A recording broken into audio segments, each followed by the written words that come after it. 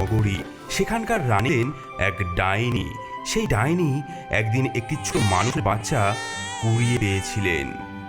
যে কারণেই হোক সেই মেয়েটিকে মেরে না ফেলে তাকে নিজের মেয়ের মতো করে মানুষ করে তুললেন। মেয়েটি বড় হয়ে উঠল অপরূপ সুন্দরী হয়ে। শোন মা, তোর বিয়ের সময় হয়ে এসেছে।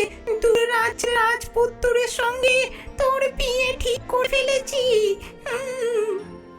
মা, মাগো, আমি কি সত্যি রাজপুত্রের উপযুক্ত? তুই তুই আমার মেয়ে, নিশ্চয়ই উপযুক্ত। তোর সঙ্গে যাবে আমার বিশ্বস্ত রাক্ষসী, সে তোর দাসীর ছদ্মবেশে থাকবে। হুকুম করুন মা।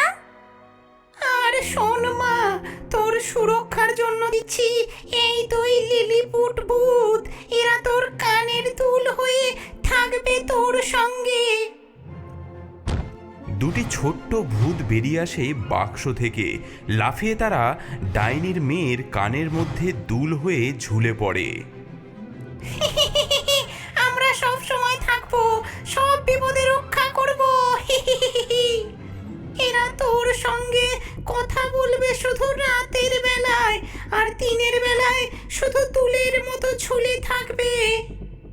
আর এই নে, এই দুটো ঘোড়া, একটা তোর জন্য, নাম মেঘদূত, মন্ত্র পড়া ঘোড়া এটা, আর একটা এই রাক্ষসীর জন্য।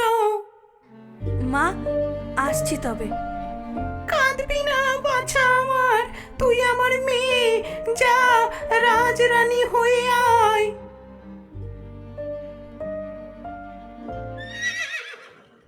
এভাবেই শুরু হলো এক অদ্ভুত যাত্রা।